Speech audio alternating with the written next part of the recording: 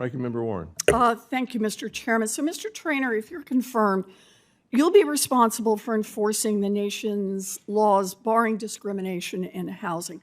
HUD's website says that the office you would lead, the Office of Fair Housing and Equal Opportunity, quote, works to eliminate housing discrimination and promote civil rights and economic opportunity through housing. Last year, there were more than 34,000 complaints to the Fair Housing Office, the most on record in history. That suggests to me there is a problem nationally with housing discrimination. Mr. Trainor, you describe yourself as a civil rights lawyer, so I just want to go through your record on civil rights. In 2021, you authored a book review entitled, quote, George Floyd and the Rise of the Rival Constitution, where you appeared to agree with arguments that our civil rights laws contributed to the rise of a, quote, rival constitution that threatens our actual Constitution. In a 2022 report to the U.S. Commission on Civil Rights on Racial Disparities in Evictions in New York State, you wrote that while you, quote, do not doubt good faith views that racial discrimination many decades in the past somehow reveals itself today in New York's rental market, I do not share this view.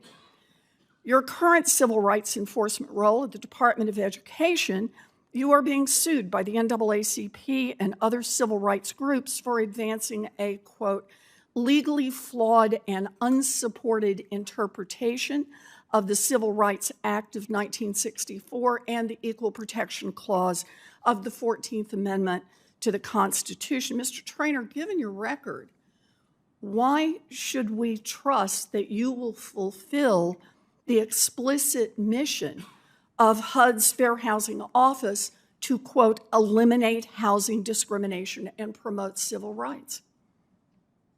Senator, thank you for that question. I'd look at my career as a civil rights attorney who has represented hundreds upon hundreds of vulnerable New Yorkers in the worst time of their lives as being oftentimes the only person they can talk to help them navigate a deeply complex and at times unfair system.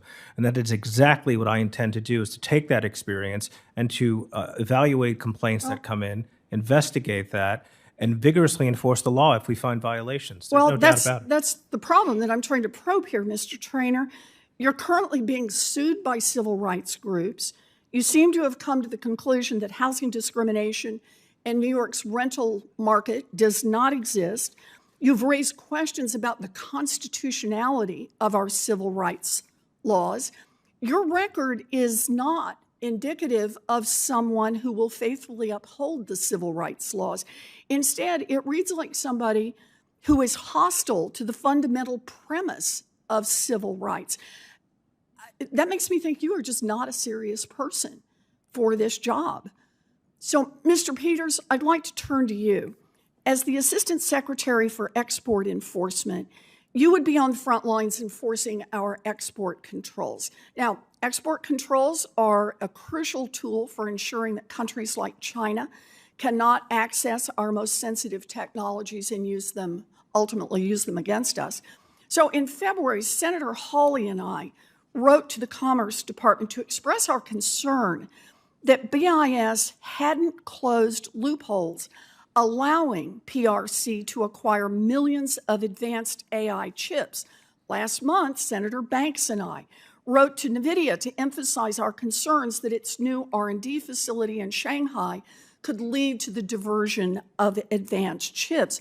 Mr. Peters, do you agree that we need to impose robust safeguards to ensure that countries like Saudi Arabia and the UAE do not simply take our chips and pass them along to China? Senator Warren, thank you for your question, and I appreciated the opportunity to meet with members of your staff in anticipation of this hearing. As I'm sure you're aware, BIS essentially is divided into two components. There is the enforcement side, which I hope to lead. There is also the administrative side, which has the primary responsibility for rulemaking and policy.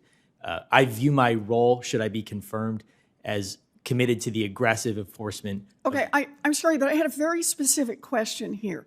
Do you agree that we need to impose robust safeguards to ensure that countries like Saudi Arabia and the UAE don't simply take our chips and then pass them along to China?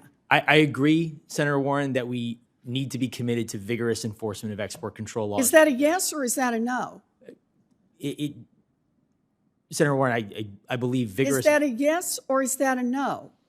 Senator Warren, I understand why you would like to reduce this to a yes or no issue. Yeah, it's actually pretty simple, that we need to worry about countries like Saudi Arabia taking the chips from us and then passing them along to China. I get that we don't send the chips directly to China, but I'm very concerned about handing them to a country that in turn hands them to China. And I just want to know if you're worried about that as well. Senator Warren, transshipment of technologies is already part of our enforcement mechanism. I understand that. So can you answer this question then with a yes? I can answer that. I would be vigorous. I will aggressively enforce the law. All right. I think that I'm not going to get an answer here. Thank you both.